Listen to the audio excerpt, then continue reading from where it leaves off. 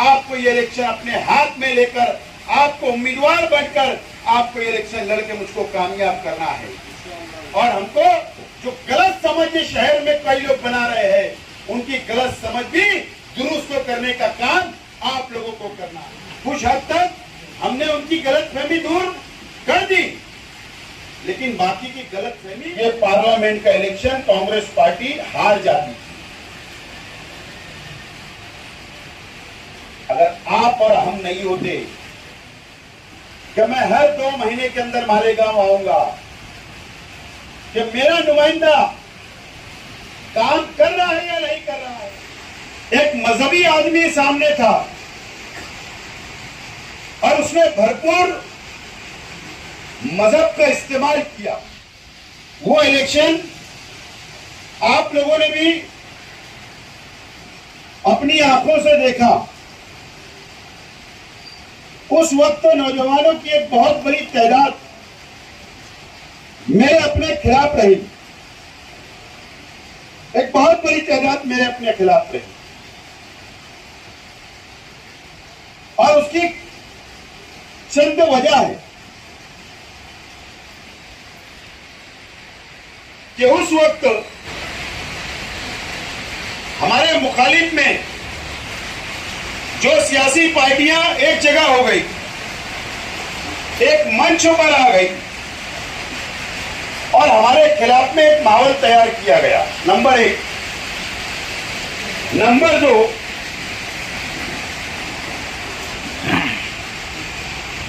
मजहब का इस्तेमाल किया गया।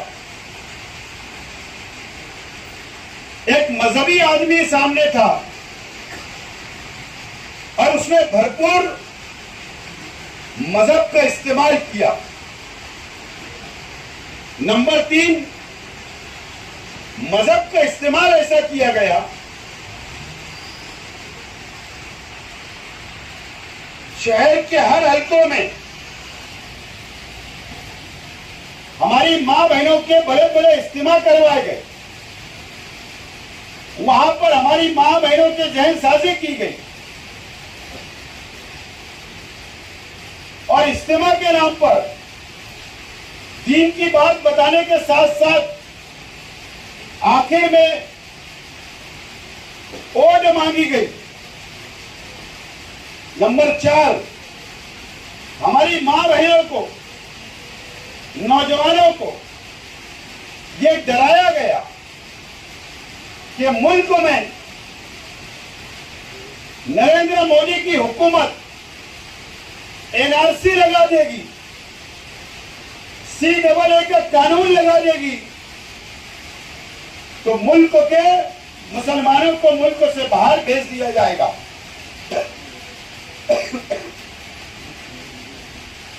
हमारी मां बहनें डर गई।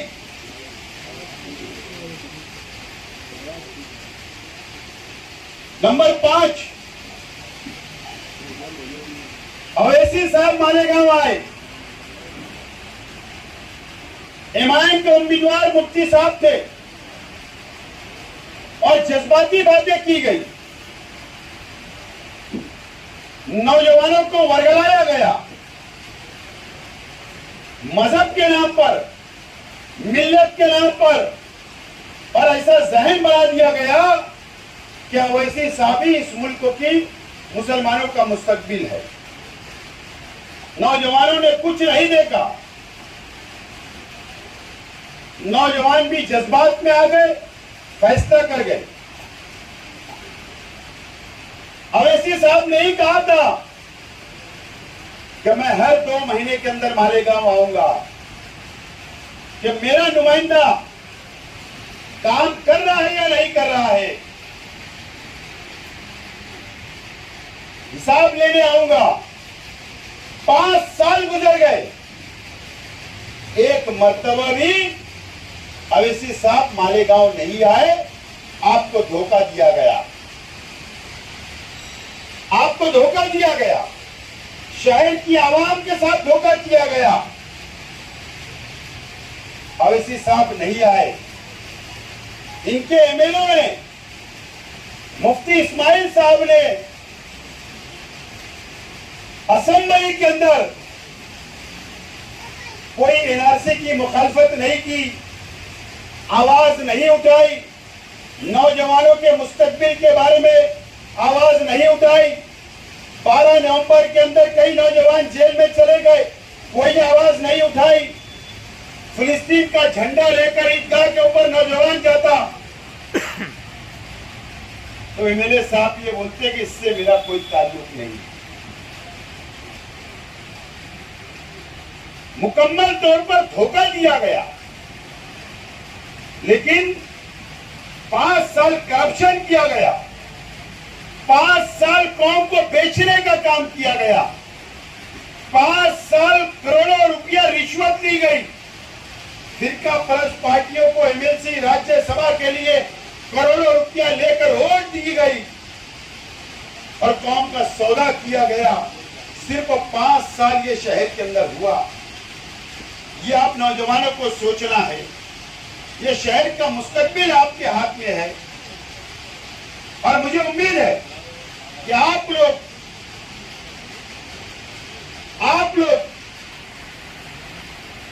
एक मर्तबा दोबारा मुझको मौका दे। आपने असेंबली के अंदर मेरी कारकर्दगी देखी, जब ट्रिपल तलाक का काला कानून सरकार ने बनाई, मालेगांव शहर में एक बहुत बड़ा मोर्चा निकाला गया, लाखों मां बहनें सड़कों पर आई।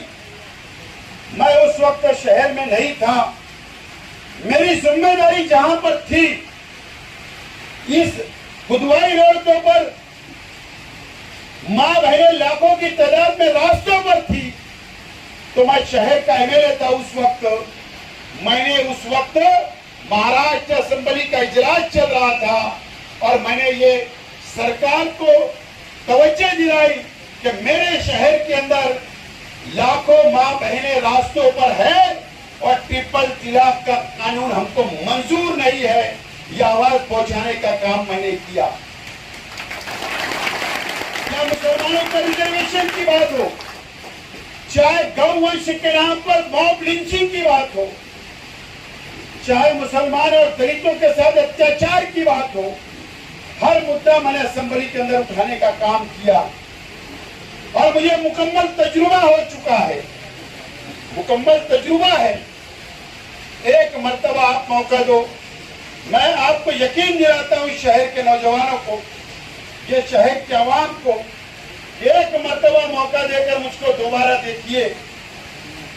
इंशाअल्लाह ये मालेगांव शहर, ये हमारा तारीखी शहर, ये मस्जिद और मीनारों का शहर, ये पावर लूम का शहर, ये गरीब बस्तियों का शहर, ये मजदूरों का शहर, ये खानकाहों का शहर। इंशाअल्लाह अगर आपने मुझको मौका दिया तो ये शहर का नुमाइंदा महाराष्ट्र की नुमाइंदगी करेगा, मैं यकीन दिलाता हूं आपको। महाराष्ट्र के मुसलमानों की नुमाइंदगी करेगा ये नुमाइंदा आपका, मैं आपको यकीन दिलाता हूं। आपने मुकम्मल मेरे शहर में देखा काम करने का तरीका और हर तरीके से कैसे निपटना है, कैसे पुलिस डिपार्टमेंट के मसाइल को हल करना है, कैसे कानूनी बात करना है, यह मुझको मुकम्मल तौर पर तजुर्बा है।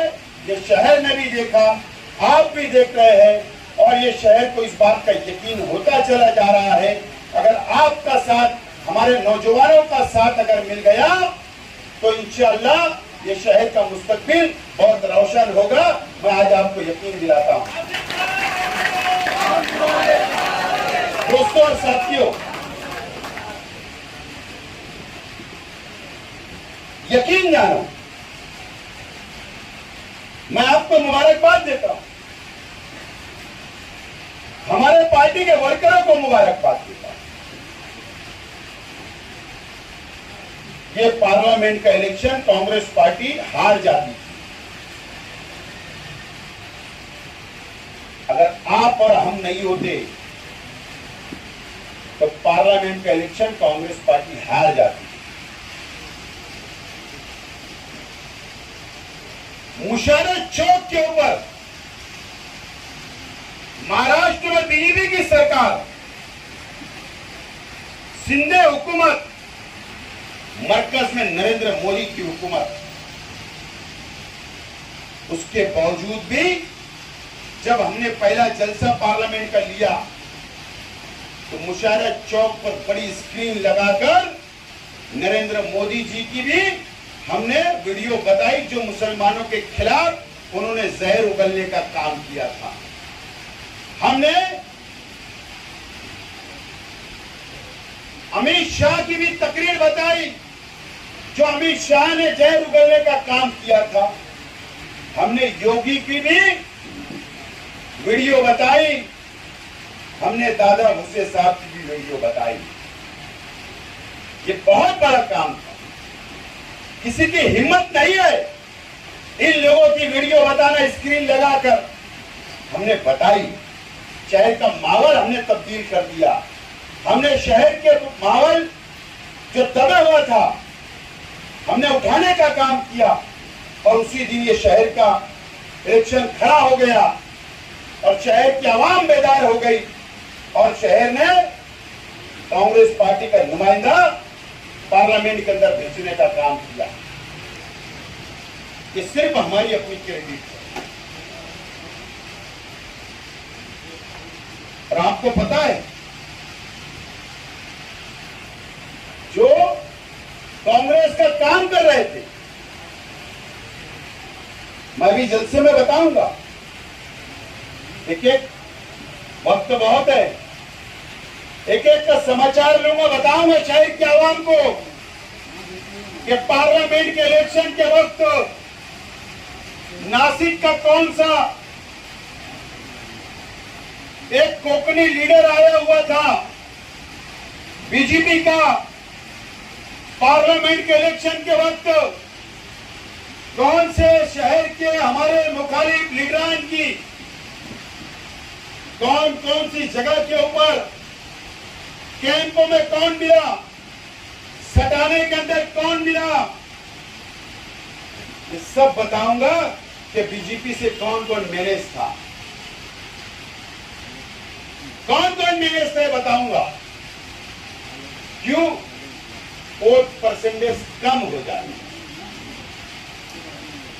बीजेपी का नुमाइंदा चुनकर आ जाए, इसके लिए किसकी किसकी डीलिंग हुई, ये सब वक्त आने के ऊपर बताऊंगा। लेकिन ईमानदारी से बोलता हूं कि अगर पार्लियामेंट में सीट किसकी वजह से गई तो तुम्हारे और हमारे वजह से सीट गई है, किसी का कोई कमाल उमाल नहीं है, कोई कमाल नहीं है। किसने माल हड़प कर लिया वर्करों के नाम का, यह भी शहर जानता, मैं भी जानता। किसने जमीयत के नाम पे माल चल लिया, यह भी मैं जानता हूं। ये तमाम ही बातें ये शहर को हमको बताना पड़ेगी। और मैं आप लोगों से कहना चाहता हूं, हम जीत के बहुत करीब है, हम जीत के बहुत करीब है। आपको थोड़ी मेहनत बढ़ाने की जरूरत है। 19 का इलेक्शन आपके सामने है। एक तरफ जो स्टेज हमारे मुखालिफ लगा था, सब लीडर साथ में थे, सब, हम अकेले थे, वन मैन शो। ये शहर की आवाम ने हम पर भरोसा और विश्वास की।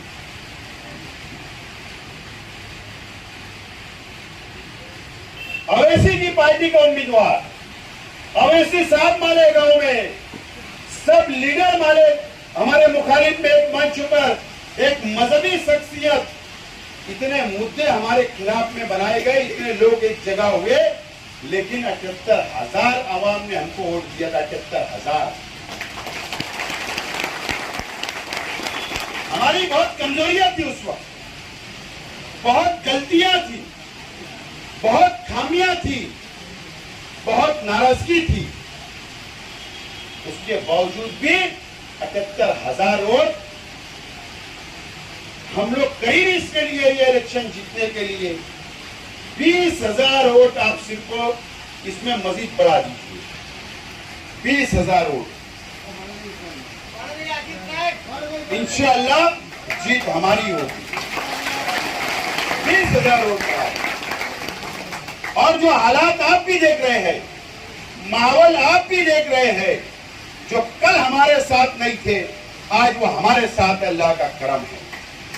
मुखालिफ पार्टियों के वर्कर हमारे साथ है, मुखालिफ पार्टियों के कारपोरेटर हमारे साथ है, और अभी कुछ बड़े चेहरे 15 अगस्त से पहले इंशाअल्लाह हमारे साथ हमारे मंच पर होंगे। और अभी जब लहर बनेगी शहर में, जब इलेक्शन अपने सबाब पर आएगा, जब लहर बनेगी, तो कुछ लोग ऐसे होते हैं कि लहर देखकर फैसला करते हैं। तुम लहर बना दो, तुम नौजवान एक प्लेटफॉर्म पर आ जाओ, आप लहर बना दो, लहर बनेगी, कई लोग हमारे साथ आ जाएंगे और हमारी लड़ाई वापस। आप ये मत समझिए मुफ्ती इस्माइल साहब से हमारी लड़ाई नहीं है।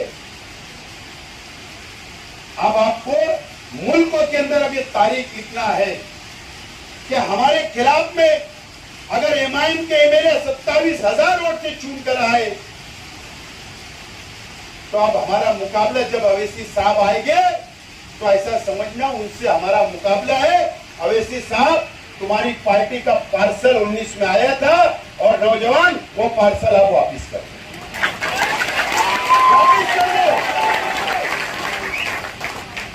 अवैसी साहब, तुम तुम्हारे हल्के के लिए बेहतर हो सकते, तुम हैदराबाद के लिए बेहतर हो सकते, लेकिन तुम 5 साल हमारे शहर के आंसू पोंछने नहीं आए। हम किस मुसीबत में थे, आप हमारे आंसू पोंछने नहीं आए। 12 नवंबर में शहर कौन सी मुसीबत में था, आप हमारे आंसू पोंछने नहीं आए। ना वो आपको जानते ना पहचानते, लेकिन नौजवानों ने वोट दे दिया। मुफ्ती इस्माइल साहब, अरे 90% नौजवानों को तो जानते भी नहीं, लेकिन आपने उनको वोट दे दिया। लेकिन हमारी लड़ाई अब उन लोगों से है और तुमको तारीख लिखना है। और अवैसी साहब, तुम्हारी पार्टी का पार्सल अब हैदराबाद ये नौजवान भेजेंगे, यह अब आपकी जिम्मेदारी है। तो आपको आज से और अभी से कमर कसना है, आपको लड़ना है, जीतना है। और मैं आपको जिम्मेदारी से बोलता हूं कि आप मेरा साथ दो, आप वक्त दो, मैं आपके लिए 5 साल वक्त देने के लिए तैयार हूं। आपके मसाइल हल करने के लिए तैयार हूं, आपके हर मसाइल हल करने के लिए तैयार हूं, आपकी हर सुख और दुख में मैं खड़े रहने के लिए तैयार हूं। मेरा परिवार आपके साथ खड़ा रहेगा, मैं आज आपसे वादा करता हूं। आज खलील दादा आज हमारे बीच में नहीं है। अल्लाह को जो मंजूर होना था हो गया, उनका वक्त था वो दुनिया से चले गए। शेख रशीद साहब का वक्त था, दुनिया से वो चले गए। आज शेख रशीद साहब भी नहीं है, आज खलील दादा भी नहीं है। आज उनके बिना हमको इलेक्शन लड़ना है। आज आप लोगों के भरोसे, आप लोगों को खलील दादा बनना है, आप लोगों को शेख रशीद साहब बनना है, आप लोगों को इलेक्शन अपने हाथों में लेना है। ये मैं अपने हाथ में लेकर नहीं लड़ सकता, आपको ये इलेक्शन अपने हाथ में लेकर, आपको उम्मीदवार बनकर आपको इलेक्शन लड़के मुझको कामयाब करना है। और हमको जो गलत समझ शहर में कई लोग बना रहे हैं, उनकी गलत समझ भी दुरुस्त करने का काम आप लोगों को करना है। कुछ हद तक हमने उनकी गलतफहमी दूर कर दी, कुछ हद तक हमने उनकी गलतफहमी दूर कर दी, लेकिन बाकी की गलतफहमी मुकम्मल आपको दूर करना है, तुमको दूर करना है। ये सौदेबाज लोग भी आएंगे, रिश्तेदारी का दुआएं देंगे, रिश्तेदारी की दुआएं देंगे, हम रिश्तेदार हैं, मुफ्ती साहब को वोट दे दो, शेख आसिफ को गिरा दो, इस तरीके की भी बातें होगी। रिश्तेदारी की दुआएं दी जाएगी। एक बात आपको याद रखना है कि 19 में जो लोग ने आज के एमएलए का साथ दिया था, आज वो लोग अलग अलग इलेक्शन भी लड़ रहे हैं। पहले वोट आपकी वहां पहुंचाए, अब इस इलेक्शन के अंदर आपकी वोट लेने के लिए आ रहे हैं। सियासी बड़ी हिकमत अमली है। मैंने कल भी कहा, आज भी बोल रहा हूं कि किसके खिलाफ इलेक्शन होना चाहिए असेंबली का, किसके खिलाफ होना चाहिए? अरे जो वक्त का एमएलए है, जिनको आवाम ने 5 साल जिम्मेदारी दी थी, उनके खिलाफ इलेक्शन होना चाहिए ना। इलेक्शन किसके खिलाफ लड़ा जा रहा? शेख आसिफ, शेख आसिफ, शेख रशीद परिवार, शेख रशीद परिवार, शेख आसिफ। तुम देखिए कोई भी प्रेस कॉन्फ्रेंस शेख आसिफ, मुफ्ती साहब भी शेख आसिफ, हर पार्टी छोटे छोटे लोग भी शेख आसिफ। ताज्जुब की बात, इलेक्शन एमएलए के खिलाफ लड़ा जा रहा है। शेख आसिफ आज एमएलए नहीं है, लेकिन ये लोग अंदर से मिले हुए हैं। इनकी प्लानिंग है कि अब आवाम, अगर हम एक साथ रहेंगे, वो समझ रहे, तो आवाम धोखा नहीं खाएगी। अब आवाम को धोखा देना है तो अलग अलग इलेक्शन लड़के आवाम को धोखा देंगे। ये प्लानिंग है, ये आपको समझना है, ये आपको समझ के फैसला करना है। ये तमाम ही चीजें आप लोग नहीं समझोगे तो हमारे लिए इलेक्शन मुश्किल है। लेकिन अगर आपकी बात समझ गए, शहर का नौजवान समझ गया, तो ये इलेक्शन हमारे लिए, हम जीत के बहुत करीब है। मैं दोबारा आपको बोल रहा हूँ, अल्लाह की इजाज़त से मुझे बहुत उम्मीद है और मैं शहर को बहुत अच्छी तरीके से हालात देख रहा हूँ, हालात देख रहा हूँ। चाहे वो पक्का वार्ड हो, चाहे वो कच्चा वार्ड हो, चाहे वो कोई भी धंधा व्यापार करने वाला हो, शहर की मां बहनें हो, चाहे बुजुर्ग हो, नौजवान हो, इन्होंने तय कर लिया है कि इस मर्तबा आपके नुमाइंदे को चुन कर देना है।